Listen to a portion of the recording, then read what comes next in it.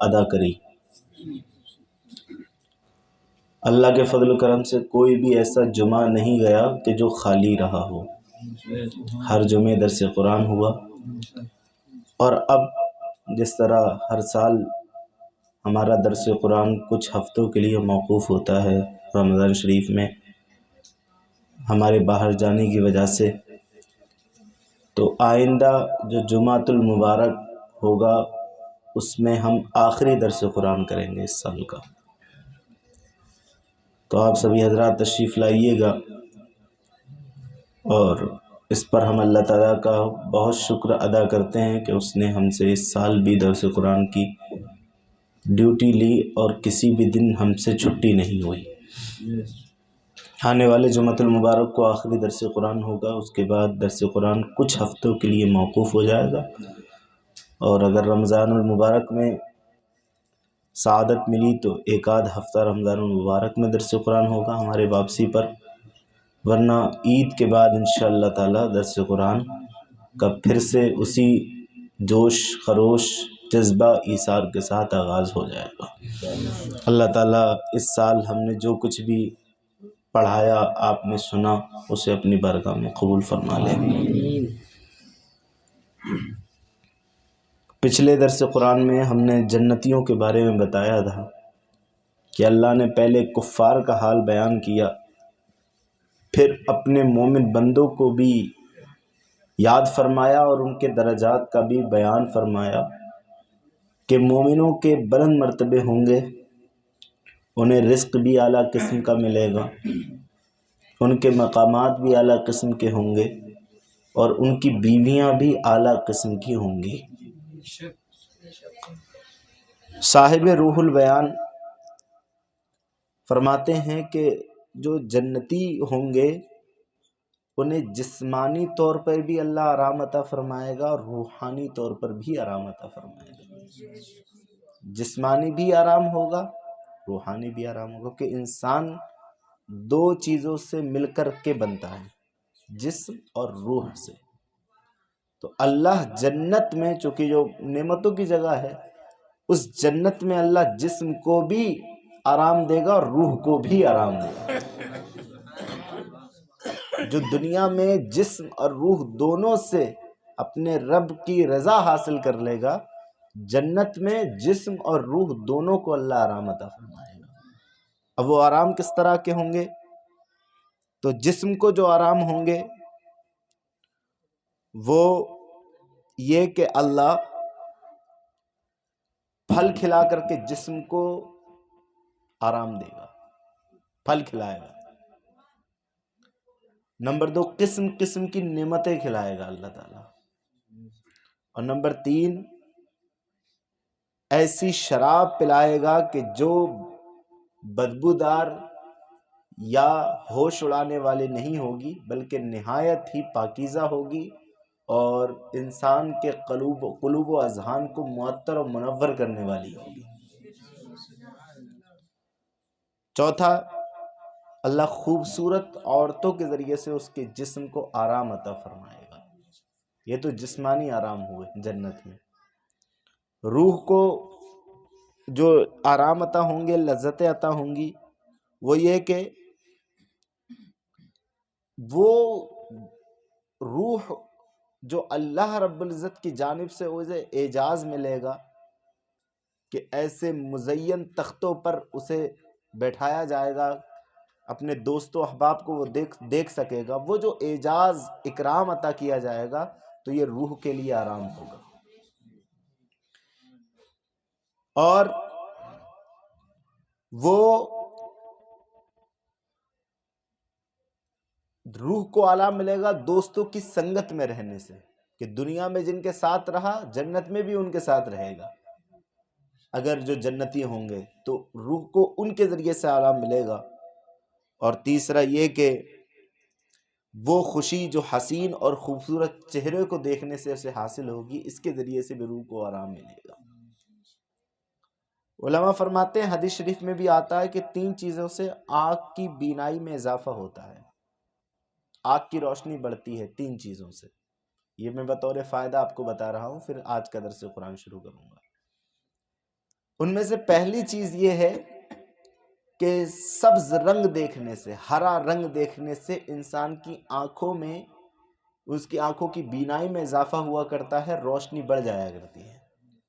اسی لیے اطباء، ماہر ڈاکٹرز حضرات، حکماء فرماتے ہیں کہ اگر آنکھیں کسی کی کمزور ہو تو اسے چاہیے کہ وہ جنگلوں میں ٹہلا کرے، ہری بھری گھاس پھوس دیکھا کرے، تاکہ اس کی آنکھوں میں اضافہ ہو جائے۔ اور یہ جو اطباء حکماء کہتے ہیں، یہ ہمارے نبی صلی اللہ علیہ وسلم سے خیرات لے کر ہی کہتے ہیں، کیونکہ سب سے بڑے حکیم، سب سے بڑے ڈاکٹر ہمارے پیارے آقا ہی ہیں۔ آج جو طب کو ترقی ملی ہے، آج جو سائنس ترقی کر رہا ہے، وہ ہمارے حضور کے نقش قدم پر چل کر ہی کر رہا ہے۔ وہ الگ بات ہے کہ ہم نے اپنے حضور کے فرامین کو پس پشت ڈال دیا ہے، جس کی وجہ سے اب غیر تو فائدہ اٹھا رہے ہیں اور ہم جو ہے ہاتھ پر ہاتھ رکھے ہوئے بیٹھے ہیں۔ تو ان میں سے پہلا کیا ہے کہ سبز چیز دیکھنے سے آنکھوں کی بینائی میں اضافہ ہوتا ہے، اور دوسرا چلتا ہوا پانی دیکھنے سے، جاری پانی دیکھنے سے۔ اسی لیے جہاں بہتی ہوئی نہریں ہیں، عقل مند لوگ وہاں پر بیٹھنا پسند کرتے ہیں، اس جگہ بیٹھ کر گفتگو کرنا پسند کرتے ہیں۔ وہ اس لیے کہ جہاں پانی بہتا ہے وہاں پر اس بہتے ہوئے پانی کو دیکھنے سے آنکھوں کی بینائی میں اضافہ ہوا کرتا ہے۔ اور تیسرا یہ کہ خوبصورت چہرے کو دیکھنے سے بھی آنکھوں کی بینائی میں اضافہ ہوتا ہے۔ اب کیا فرماتے ہیں آپ لوگ کہ اس وقت دنیا کا سب سے خوبصورت شخص کون ہے؟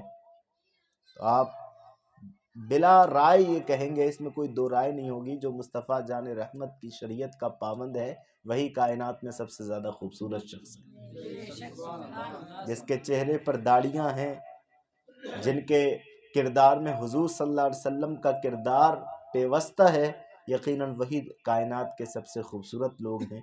تو اس سے مراد علماء ہیں، اس سے مراد صوفیاں ہیں، اس سے مراد والدین ہیں، ہرگز ان سے مراد کوئی غیر محرم نہیں ہے۔ تو والدین کے چہروں کی زیارت کی جائے، علماء کی چہروں کی زیارت کی جائے، صوفیوں کی چہروں کی زیارت کی جائے، ائمہ کے چہروں کی زیارت کی جائے، ان کی زیارت سے بھی اللہ آنکھوں میں بینائی عطا فرمایا کرتا ہے۔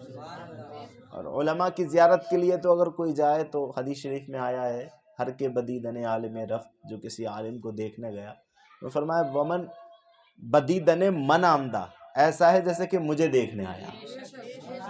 ہر کے بعالم مصافحہ کر، جس نے کسی عالم سے مصافحہ کیا، حضور فرماتے ہیں ومن مصافحہ نمودہ، ایسا ہے جیسے مجھ سے مصافحہ کیا۔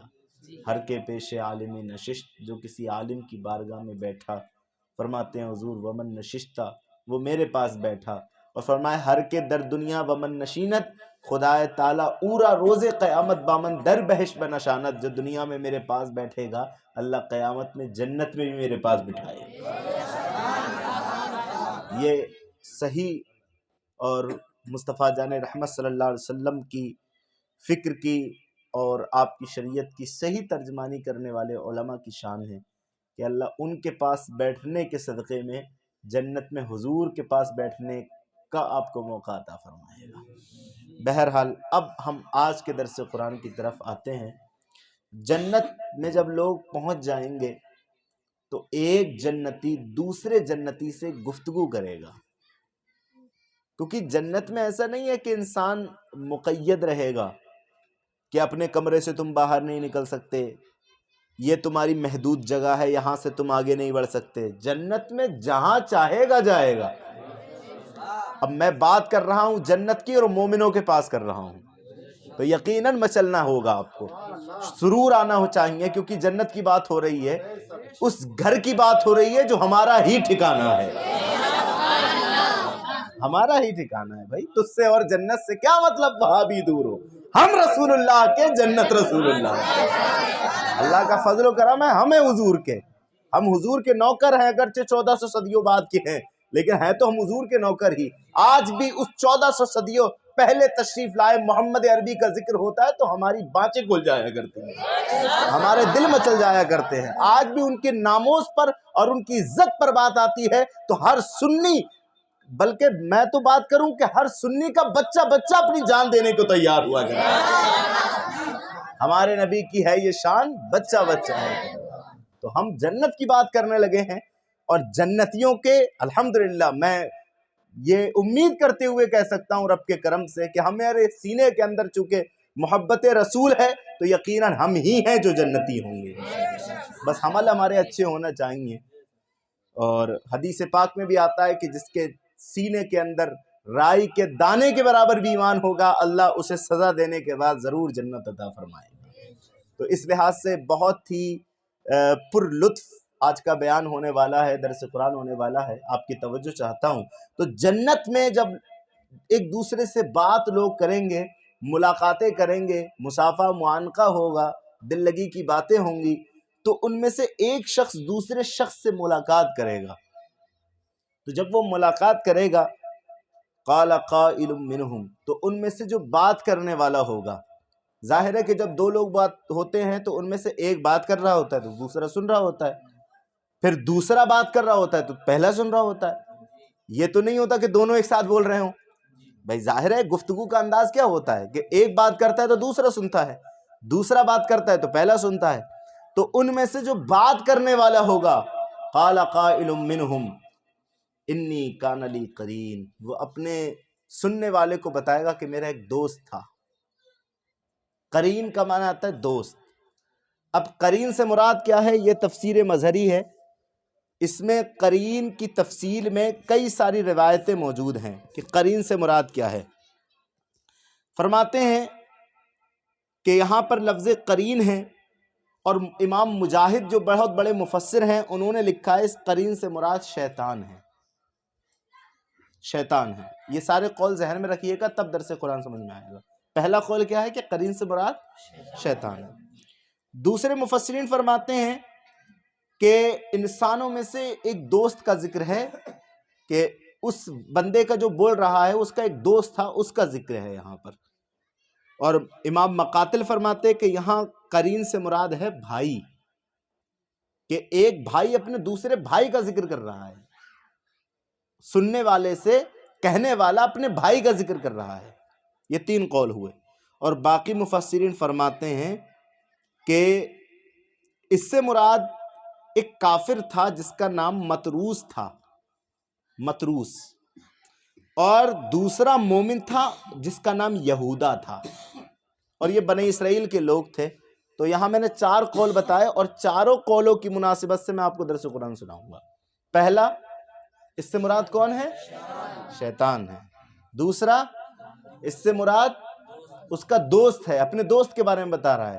تیسرا، اس سے مراد اس کا بھائی اپنے بھائی کے بارے میں بتا رہا ہے، ایک جنتی دوسرے جنتی سے۔ اور چوتھا قول کیا ہے کہ اس سے مراد جس کے بارے میں یہ بتا رہا ہے کافر تھا جس کا نام مطروس تھا، اور یہ جو مومن بتا رہا ہے اس کا نام یہودا تھا، اور یہ دونوں بنی اسرائیل کے ہیں، حضور کی امت کے نہیں ہیں۔ اب سنیے کیا کہہ رہا تھا۔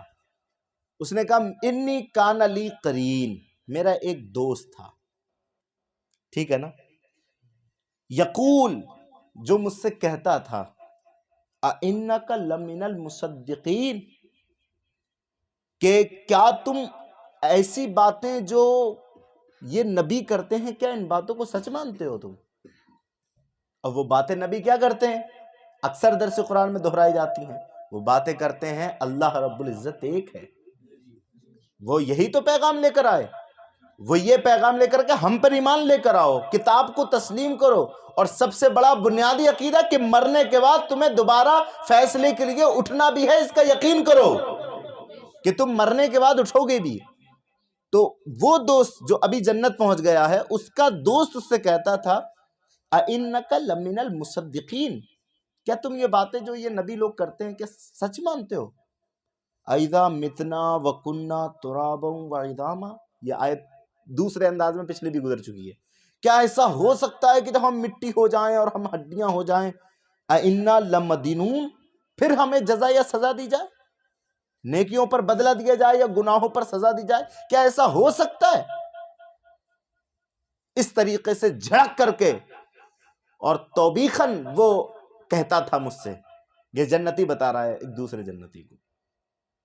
تو یہ گفتگو چلی رہی تھی۔ اب ان دونوں جنتیوں نے سوچا کہ وہ جو دنیا میں کہتا تھا کہ ہمارا جو رشتہ ہے، ہماری جو دوستی ہے، اس میں یہ بات جو ہے مخل ہوتی ہے کہ تو ان رسولوں کی باتوں کو مانتا ہے حالانکہ تجھے ماننا نہیں چاہیے۔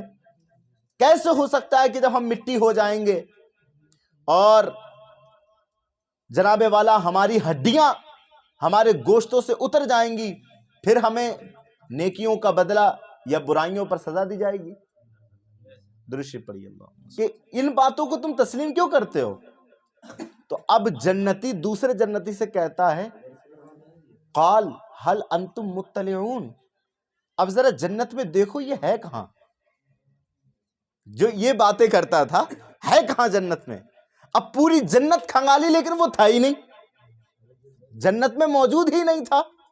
تو پھر کہنے والے نے کہا هل انتم مطلعون، چلو دوزخ میں جھانک کے دیکھتے ہیں۔ جب جنت میں نہیں ہے تو دوزخ میں ہوگا، ظاہر ہے۔ تو کہا چلو جہنم میں جھانک کر دیکھتے ہیں۔ اب جہنم میں جھانکنے کا مطلب یہ ہے، صاحب روح البیان نے اس کی تفسیر فرمائی ہے، حضرت عبداللہ ابن عباس رضی اللہ تعالی عنہ سے روایت ہے کہ وہ کہتے ہیں کہ بہشت کے اندر ایک دریچہ ہوگا، ایک کھڑکی ہوگی۔ چونکہ معاملہ اس طرح کا ہے کہ جنت جو ہے وہ اوپر ہے اور جہنم جو ہے وہ اس سے بہت نیچے ہے، اسی لیے وہ پلسرات والا معاملہ ہے۔ وہ جو پلسرات ہے وہ جہنم کے اوپر لگا ہوا ہے، تو اسی لیے وہ جو راستہ ہوگا وہ جنت کا جہنم کے اوپر ہے، تو وہ راستے سے اوپر جنت ہے اور کوسوں دور اوپر کو جنت ہے۔ تو جنتی جو ہوں گے وہ اوپر ہوں گے، بالا خانوں میں ہوں گے، اور جہنم جو ہے وہ نیچے ہوگی۔ حضرت عبداللہ ابن عباس حضور صلی اللہ علیہ وسلم کے سگے چچیرے بھائی، امام المفسرین کہتے ہیں کہ جنت کے اندر ایک کھڑکی ہوگی، ایک دریچہ ہوگا جس سے اہل جنت دوزخیوں کو دیکھیں گے، ملاحظہ کریں گے، ان کے حالات پر مطلع ہوں گے، اور دوزخی بہشتیوں کو پھر وہ آپس میں گفتگو بھی کریں گے، اور اس سے اہل جنت کو لذت اور سرور حاصل ہوگا، جبکہ دوزخیوں کو ان کی حالت دیکھ کر کے ندامت اور افسوس ہوگا۔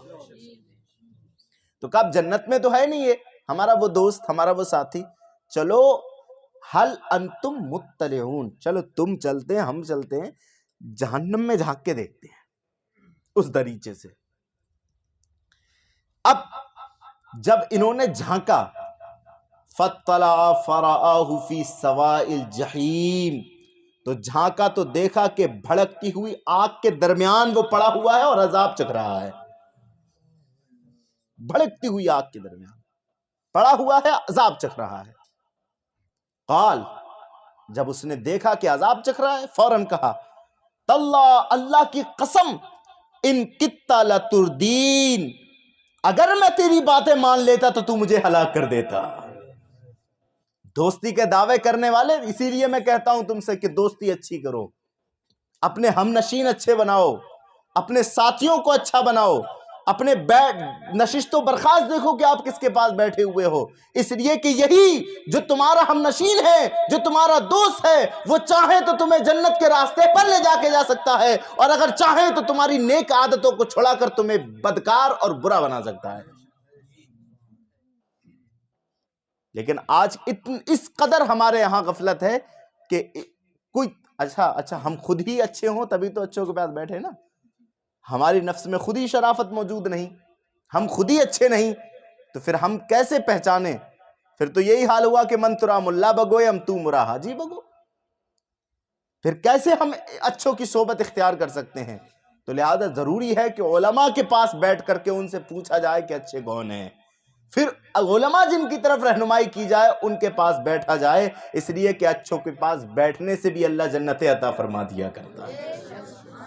میں نے ابن ماجہ کی حدیث ایک جگہ بیان کی تھی، اس میں ہے کہ بس بندہ اچھوں کے پاس بیٹھتا تھا، قیامت کے دن جب اسے حکم ہوگا کہ اسے جہنم بھیجا جائے تو یہ اچھے کھڑے ہو جائیں گے رب کی بارگاہ میں اور کہیں گے یا ربی کانو اخواننا، یہ تو ہمارا بھائی ہے، یہ جو جہنم جا رہا ہے یہ تو ہمارا بھائی ہے، کانو یصلون معنا ویصومون معنا ویحجون معنا، اس نے تو ہمارے ساتھ نمازیں بھی پڑھی ہیں، اس نے تو ہمارے ساتھ روزہ بھی رکھا ہے، اس نے تو ہمارے ساتھ حج بھی کیا ہے، مالک جب ہمیں جنت بھیج رہا ہے تو ہمارے ساتھی کو جنت کیوں نہیں بھیج رہا؟ یہ بندے سفارش کریں گے، اللہ اپنے فضل سے اس کی جہنم سے اسے نجات عطا فرما کر جنت کا پروانہ عطا فرما گا۔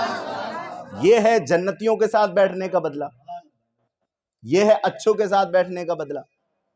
لیکن جن کی نشستوں میں ہوتی ہی چغلیاں ہوں، جو دوسرے کا مذاق کرنے پر نشستیں بناتے ہوں، جن کی بیٹھکوں میں صرف دنیاوی باتیں ہوتی ہوں، پھر ذرا اندازہ لگائیے کہ ان ساتھیوں کا کیا ہوگا۔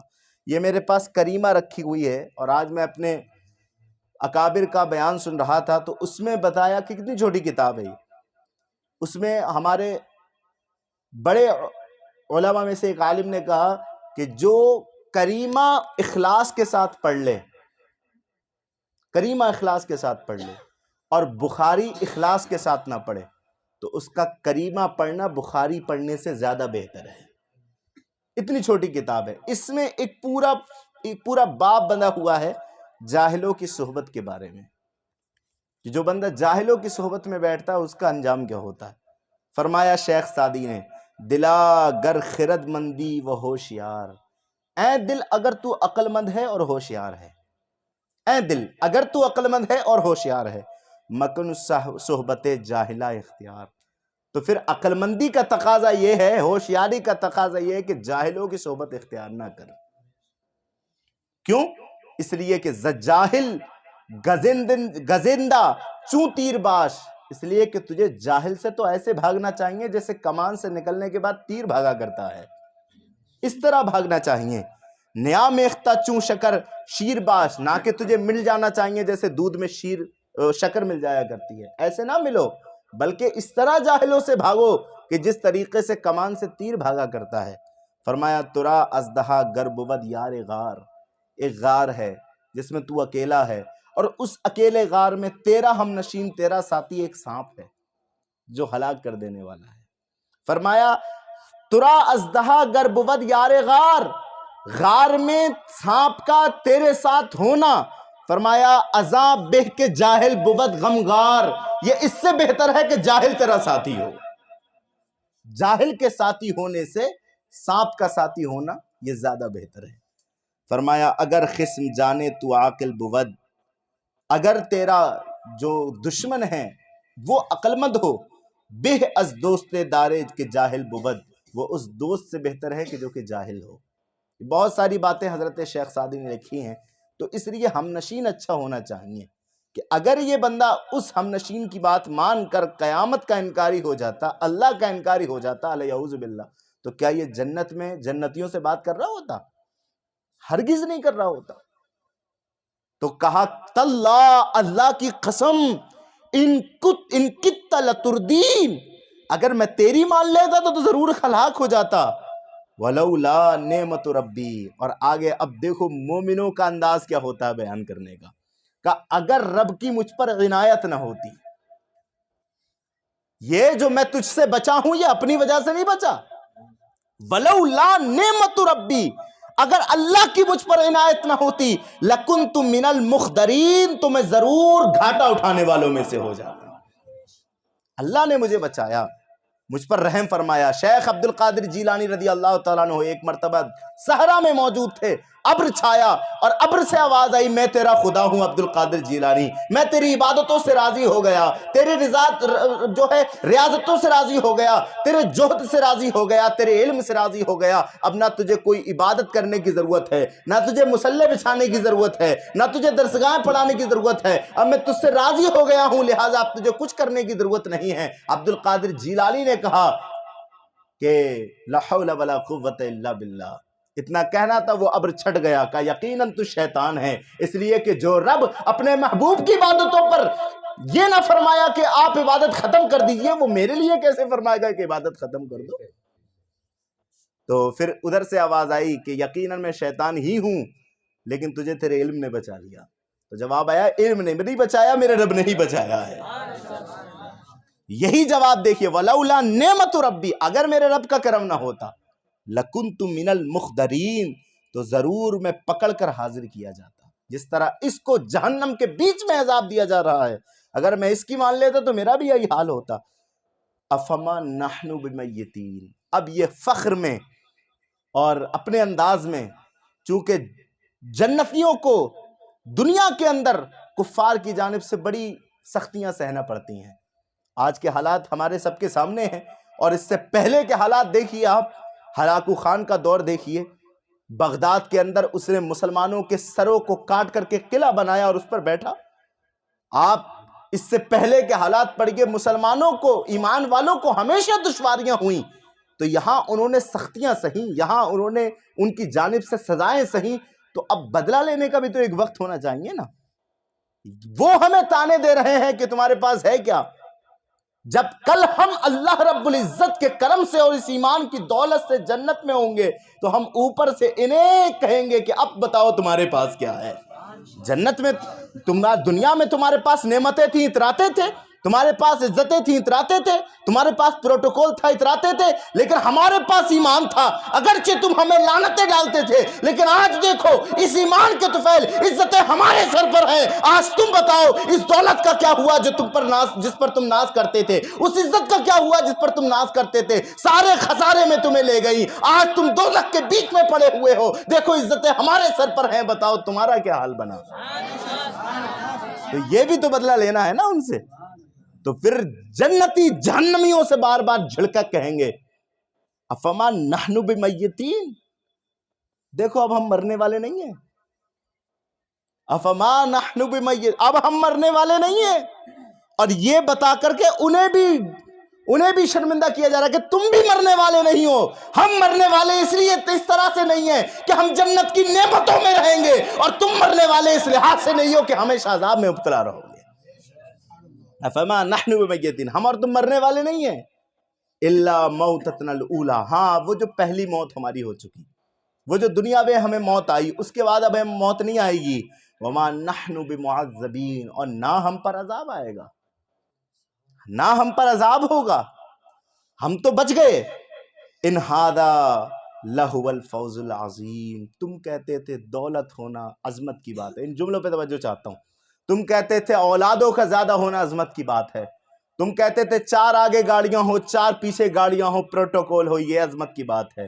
نہیں نہیں نہیں، یہ ساری عظمتوں کا بدلہ کیا ملا؟ جہنم۔ عظمت تو یہ ہے کہ ہم اپنی رب کی رضا حاصل کر کے، ایمان لے کر کے آج جنت میں موجود ہیں۔ ان ھذا لہو الفوز العظیم، یقیناً یہی بڑی کامیابی ہے جو ہم نے حاصل کی، ایمان سلامت لے کر آئے، جو ہم نے حاصل کی۔ ان ھذا لہو الفوز العظیم، یہی بڑی کامیابی ہے۔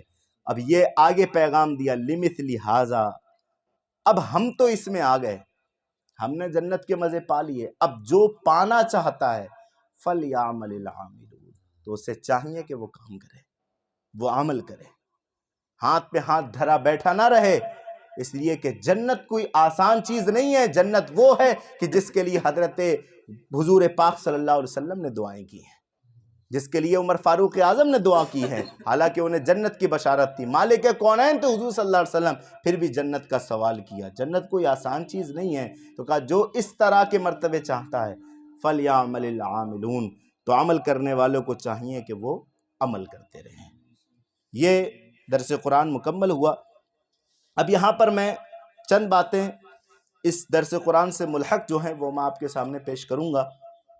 ایک تو یہ کہ اس لحاظ سے کہ جنت اگرچہ جہنم سے کوسوں دور ہوگی، لیکن جنتی جہنمیوں کو دیکھ بھی پائیں گے، اور وہ آواز دیں گے تو جہنمی سن بھی پائیں گے، اور جو جہنمی رپلائی دیں گے وہ اسے سن بھی پائیں گے۔ تو جب جنتیوں کو اللہ اتنا مرتبہ دے گا کہ کوسوں دور ہونے کے باوجود بھی وہ جہنمیوں کو دیکھ سکتے ہیں، ان کو سن سکتے ہیں، تو جنتوں کا جو مالک ہے، جو سرور کائنات ہے، اگر ہم ان پر یہاں پر بیٹھ کر درود پڑھیں تو وہ کیسے مدینے میں نہیں سن سکتے ہیں؟ کیسے نہیں سن سکتے ہیں؟ یہ ہے تفسیر ضیاء القرآن، اور صاحب ضیاء القرآن نے لکھا ہے کہ یہ دیوبندی وہابی کہتے ہیں وہ پیٹ کے پیچھے کی خبر نہیں رکھتے۔ ارے نادانو، جب ان کے صدقے سے جو جنتی ہوں گے وہ جہنمیوں کو دیکھ سکتے ہیں، ان کو سن سکتے ہیں، تو اگر ہم یہاں سے پکاریں تو مدینے سے وہ سن بھی سکتے ہیں۔ ہم یہاں سے پکاریں وہاں وہ سنیں۔ مصطفیٰ کی سماعت پہ لاکھوں سلام۔ ایک تو بات یہ ہے، اور دوسری بات جو میں آپ کے سامنے عرض کروں وہ اس کی دوسری تفسیر کے لحاظ سے ہے کہ جو قال قائل منہم سے مراد جو ایک جنتی دوسرے جنتی سے بات کرے گا، تو وہ جو میں نے آخر میں ذکر کیا تھا کہ بنی اسرائیل کے دو لوگ مراد ہیں۔ جو جنتی ہوگا وہ ہوگا یہودا، اور جس کافر کے بارے میں ذکر کیا جائے گا وہ ہوگا مطروس۔ تو اصل میں یہ دونوں دنیا کے اندر دوست تھے گہرے، اور ان کی پارٹنری تھی کسی بزنس میں، ان دونوں کی پارٹنری تھی۔ حضرت امام عبد الرزاق ابن منذر رحمہم اللہ تعالی نے اس کی تفسیر میں لکھا ہے یہ، اور اسی طریقے سے امام ابن ابی حاتم رحمۃ اللہ علیہ اور حضرت صدی رحمۃ اللہ علیہ نے اس آیت کی یہ تفسیر فرمائی ہے۔ تفسیریں مختلف واقعات ہیں، میں ان کا نچوڑ پیش کر رہا ہوں۔ یہ دونوں بزنس مین تھے اور بزنس کرتے تھے، تو بزنس میں جب انہیں فائدہ حاصل ہوا تو انہیں 8,000 درہم میسر آئے۔ کتنے؟ 8,000۔ اب چونکہ دونوں پارٹنر تھے بزنس میں، تو جب ان کا وہ کاروبار فائنل ہوا 8,000 روپے انہیں میسر آئے، تو پھر انہوں نے آدھے آدھے وہ آپس میں تقسیم کر لیے۔ جو مطروس تھا وہ اپنے معاملات کی طرف توجہ کرتے ہوئے اپنے گھر چلا گیا، اور جو یہودا تھا وہ اپنے گھر چلا گیا۔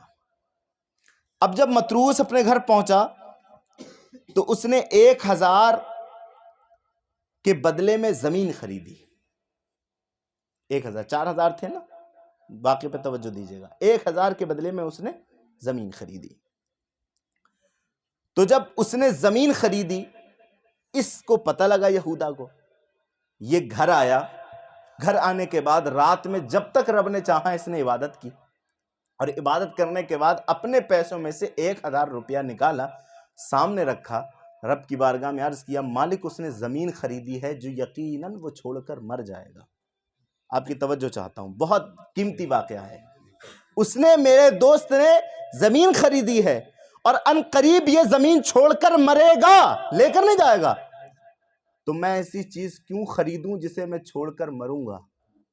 میں تجھ سے جنت کی زمین خریدتا ہوں جو مجھے ماں قبل ماں باپ کے لحاظ سے، مستقبل کے لحاظ سے میسر آئے گی۔ میں تجھ سے ان 1,000 کے بدلے جنت کی زمین کا سودا کرتا ہوں۔ یہ کہا، عبادت میں مشغول ہوا، صبح اٹھا، وہ 1,000 دینار غرباء و مسکین کو تقسیم کر دیا۔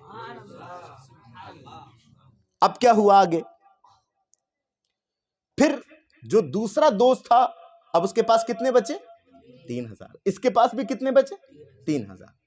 اس 1,000 درہم اور دینار سے اس کے دوست مطروس نے گھر بنایا۔ گھر بنایا۔ اب جب پتہ لگا اس کو کہ گھر بنا رہا ہے، یہ پھر دوڑا، گھر پہنچا، رات میں مصلی بچھایا، جب تک رب نے چاہا عبادت کی، اس کے بعد پھر 3,000 میں سے 1,000 نکال کر کے سامنے رکھا، اور عرض کیا، مالک میرے دوست مطروس نے گھر بنایا ہے، یقیناً وہ اسے چھوڑ کر مر جائے گا۔ میں ایسا کیوں کروں؟ میں ایسا گھر کیوں بناؤں کہ جس کو میں چھوڑ کر مروں گا؟ میں تجھ سے جنت کا گھر خریدتا ہوں۔ یہ کہا، اور صبح کو اسے تقسیم کر دیا غرباء و مساکین میں۔ پھر اب اس کے پاس بھی 2,000، اس کے پاس بھی 2,000۔ مطروس نے پھر کیا کیا؟ ان 2,000 میں سے 1,000 روپیہ کو لیا، اور اس سے خادم، ساد و سامان اور تجارت کا معاملات بہتر کیے۔ 1,000 سے خادم خریدے، ساد و سامان لیا گھر میں رکھنے کے لیے، اور باقی کا کاروبار میں لگایا مزید۔ تو اب جب اسے پتہ لگا کہ اس نے خادم خریدے ہیں، نوکر خریدے ہیں، اس نے ساز و سامان خریدا ہے، اس نے کاروبار میں لگایا ہے، یہ آیا دوڑتے ہوئے، پھر رب کی عبادت کرنے لگا۔ دیکھو مومن ہوتے کس طرح کے ہیں، ان کی نیتیں نہیں بدلی۔ آج ہمارا حال کیا ہے کہ یہاں ایک بلڈنگ اگر ہمارے پڑوسی نے کھڑی کر لی اچھی، تو اب ہم رب کا شکر ادا کرنا بھول جاتے ہیں اور شکوہ کرنے لگتے ہیں کہ اس کو کیا تھا کہ اسے بلڈنگ مل گئی، اور ہم نے کیا کیا ہے کہ جو ہمیں یہاں پر رہنا پڑ رہا ہے، مجبوریوں میں، دقتوں میں، پریشانیوں میں، ہمارے شکوے کی زبان کھل جاتی ہے۔ لیکن واہ رے بنی اسرائیل کا مومن، اس نے کیا کیا؟ پھر آیا، پھر عبادت کی جب تک رب نے چاہا، اور اس کے بعد پھر پہ 1000 روپے رکھا اور کہا مالک اس نے غلام خریدے ہیں جنہیں چھوڑ کر مر جائے گا، ساز و سامان خریدا ہے جسے چھوڑ کر مر جائے گا، میں تجھ سے جنت کے خدام خریدتا ہوں، میں تجھ سے جنت کی کنیزیں خریدتا ہوں، میں تجھ سے جنت کے ساز و سامان خریدتا ہوں۔ یہ کہا، وہ 1000 بھی اللہ کی راہ میں اس نے خرچ کر دیا۔ بالآخر اب اس کے پاس بھی 1000 بچا، اس کے پاس بھی 1000 بچا۔ اب ضرورت کیا تھی؟ زمین اس کے پاس تھی، توجہ چاہتا ہوں، مکان اس کے پاس تھا، ساز و سامان اس کے پاس تھا، خدام اس کے پاس تھا، ضرورت تھی تو ایک بیوی کی ضرورت تھی۔ اس نے 1000 روپے کا مہر دے کر کے ایک خوبصورت حسین و جمیل اپنے وقت کی سب سے بڑی حسینہ سے شادی کی۔ جب اس نے سنا کہ ملک کی اور اطراف کی سب سے بڑی حسینہ سے اس نے شادی کی ہے، یہ دوڑتا گھر آیا، پھر عبادت میں لگ گیا جب تک رب نے چاہا، اور عبادت سے فارغ ہونے کے بعد مال سامنے رکھ کر کہا مالک اس نے اس عورت سے نکاح کیا ہے جسے ان قریب یہ چھوڑ کر مرے گا، یا وہ عورت اسے ان قریب چھوڑ کر مر جائے گی۔ ارے بولیے نا یار، ان قریب یا تو یہ چھوڑ کر مرے گا یا وہ اسے چھوڑ کر مر جائے گی۔ مالک میں چاہتا ہی نہیں کہ وہ مجھے چھوڑ کر جائے، ایسے سے میں شادی کروں یا میں اسے چھوڑ کر چلے جاؤں، میں تو تجھ سے جنت کی حوروں کا سوال کرتا ہوں اور ان کا مہر دیتا ہوں، مجھے جنت کی حوریں چاہیے، دنیا کی عورتیں نہیں چاہیے۔ اب ادھر 4000 درہم یہودا نے پہلے جنت کی زمین خریدی۔ اچھا امید بھی دیکھیے رب پر، امید بھی دیکھیے رب پر۔ یہاں سے جواب نہیں آیا تھا کہ تجھے جنت کی زمین دی جا رہی ہے،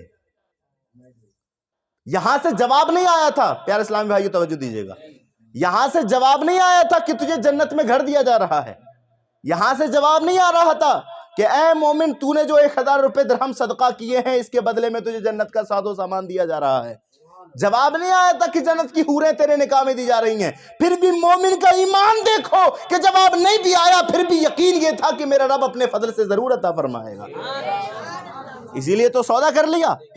اب یہ ہو گیا بالکل پیسے سے خالی، حالانکہ وافر رقم تھی اس کے پاس، 4000 دینار رب کی راہ میں صدقہ کر دیے اس نے، اور ادھر وہ ہو گیا بڑی بڑی نعمتوں کا مالک۔ ارے ہزاروں ہزار خدام اس کے پاس، خوبصورت بیوی اس کے پاس، بہترین گھر اس کے پاس، ساز و سامان اس کے پاس، بڑی زمین اس کے پاس۔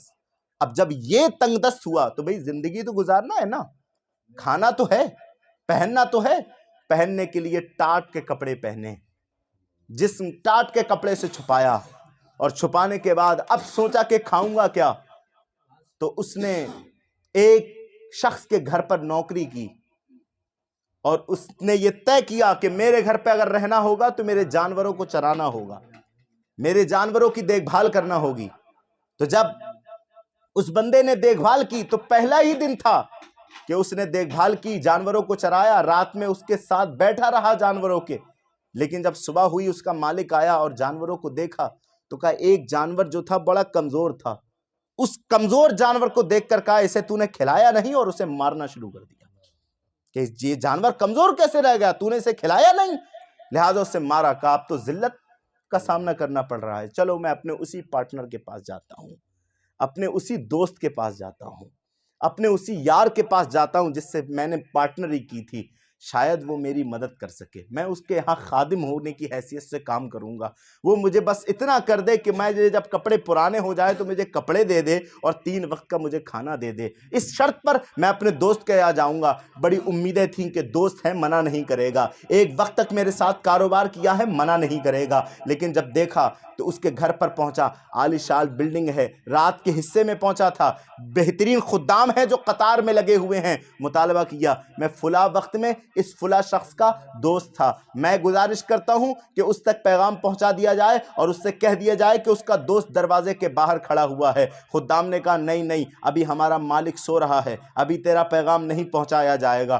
اس بندے نے رات بھر بیٹھ کر کے انتظار کیا، جب صبح ہوئی تو پورے ناز کے ساتھ خرامہ سواری پر چلتے ہوئے وہ امیر باہر نکل کر آیا۔ جب یہ باہر آیا اور اس بندے نے جب اس کے گھوڑے کی لگام کو پکڑا، لگام کو جب پکڑا تو اس نے پہچان لیا کہ یہ میرا وہی پارٹنر ہے، وہی میرا دوست ہے۔ کہا بھائی تیرا یہ کیا حال ہوا، یہ تیرا کیا معاملہ ہوا کہ تو اس سے پہلے میرا پارٹنر تھا، بڑا امیر تھا، بڑا رئیس تھا، تو نے اپنے پیسے کا کیا کیا؟ تجھے بھی وافر مقدار میں پیسہ عطا ہوا تھا، مجھے بھی وافر مقدار میں پیسہ ہوا تھا، نہ میں نے پیسے میں کمی کی تھی نہ تو نے پیسے میں کمی کی تھی۔ 8,000 درہم ملے تھے، 4,000 تو نے کھائے تھے، 4,000 میں نے لیے تھے، 4,000 تو نے استعمال کیے تھے، 4,000 میں نے استعمال کیے تھے، لیکن 4,000 کا بدلہ دیکھ، آج عالی شان بنگلہ میرے پاس ہے، آج بہترین زمین جائیداد میرے پاس ہے، آج خدام میرے پاس ہے، آج ساز و سامان میرے پاس ہے، آج ملک کی سب سے بڑی حسینہ میرے پاس ہے، لیکن تو نے کیا کیا؟ اس نے پورا قصہ بتایا۔ تو نے جب زمین خریدی تھی اس 1,000 کے بدلے میں نے جنت کی زمین خریدی تھی، تو نے جب گھر بنایا تھا اس 1,000 کے بدلے میں نے صدقہ کر کے جنت کا گھر لیا تھا، تو نے جب جو ہے ساز و سامان اور خدام خریدے تھے میں نے جنت کے غلاموں کا سودا کیا تھا، جب تو نے حسین و جمیل عورت سے شادی کی تھی میں نے 1,000 کے بدلے میں جنت کی حوروں سے شادی کرنے کا مہر ادا کیا تھا۔ اس نے کہا دیوانہ ہو گیا ہے، پاگل ہو گیا ہے، ایسی باتیں کرتا ہے جس کا وجود نہیں ہونے والا ہے۔ اَإِذَا كُنَّا تُرَابًا وَعِظَامًا أَإِنَّا لَمَدِينُونَ، کیا ایسا ہو سکتا ہے کہ جب ہم مر جائیں گے، مٹی ہو جائیں گے، ہڈی ہو جائیں گے، پھر ہماری جزا سزا ملے گی؟ ایسا نہیں ہو سکتا ہے۔ اب کیا تم ان باتوں کا یقین کرتے ہو جو میں نے ابھی آیتیں سنائی؟ کیا ان باتوں کا یقین کرتے ہو؟ ہرگز ایسا کچھ نہیں ہوگا۔ چھوڑو میرے گھوڑی کی لگام، تم دیوانے ہو گئے ہو، تم پاگل ہو گئے ہو، تم نے گھاٹے کا سودا کیا ہے۔ جب یہ دونوں مر جاتے ہیں انہیں قضا آتی ہے، جنت میں ان کے ساتھ معاملہ یہ ہوگا کہ یہ بندہ جنت میں جائے گا اور جنت میں جانے کے بعد جنتیوں کو اپنا واقعہ سنائے گا، اور پھر جب اس بندے کو دیکھے گا جس نے جھڑکا تھا تو اسے جہنم کے بیچ میں پائے گا۔ یہ ہے اس آیت کی تفسیر۔ تو اللہ تعالی ہمیں اپنے پیسے کو اللہ رب العزت کی راہ میں خرچ کرنے کی توفیق عطا فرمائے۔ اس کے راہ میں خرچ کرتے وقت بڑی کنجوسی سے کام لیا جاتا ہے۔ دوسری جگہوں پر ہم خوب پیسہ خرچ کر دیتے ہیں۔ ہم جب اپنے یہاں پر منگنی کرتے ہیں اپنی بیٹی کی تو ہم یہ سوچتے بھی نہیں کہ ہمیں کتنا دینا ہے کتنا نہیں دینا ہے۔ ہم یہ بھی گمان نہیں کرتے کہ ہمارے نیچے والوں کا کیا ہوگا۔ تو خوب پیسہ دیا جا رہا ہے، شادیوں میں خوب پیسہ خرچ کیا جا رہا ہے، لیکن جب بات آتی ہے کہ کسی مدرسے میں تعمیر کی ضرورت ہے، بچوں کو پڑھنے کی کتابوں کی ضرورت ہے، تو وہی ہمارے جیب سے 10 روپے 20 روپے۔ یار اللہ کی راہ میں خرچ کرو، اپنے رب کو راضی کرنے کی کوشش کرو۔ حضرت موسیٰ علیہ السلام کی ایک روایت اور آپ کے سامنے عرض کروں گا اور بات ختم کروں گا۔ حضرت موسیٰ علیہ السلام نے عرض کی اے رب، جنت میں سب سے ادنا مرتبے کا آدمی کون ہوگا؟ سب سے ادنا مرتبے کا آدمی؟ تو اللہ رب العزت نے فرمایا وہ شخص ہوگا جو جنت میں سب سے بعد میں داخل ہوگا۔ بس آخری بات ہے، توجہ دے دیجیے گا۔ وہ شخص سب سے ادنا درجے کا جنتی ہوگا جو جنت میں سب سے بعد میں داخل ہوگا۔ تو حضرت موسیٰ علیہ السلام نے عرض کیا مالک اس کی کیفیت کیا ہوگی؟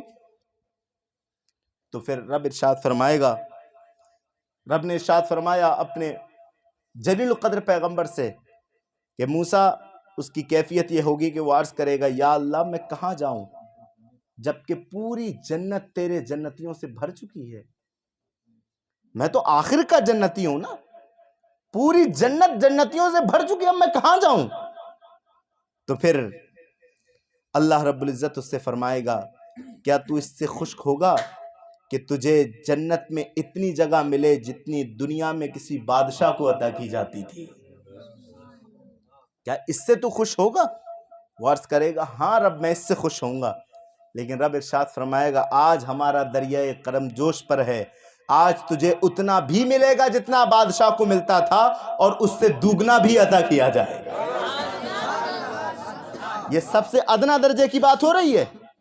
پھر وہ بندہ کہے گا مالک دگنے سے میں راضی ہو گیا، لیکن اللہ فرمائے گا نہیں نہیں نہیں، ابھی تجھے اور دیا جائے گا، جتنا دنیا میں کسی بادشاہ کو دیا جاتا تھا اس سے 10 گنا تجھے جنت میں دیا جائے گا،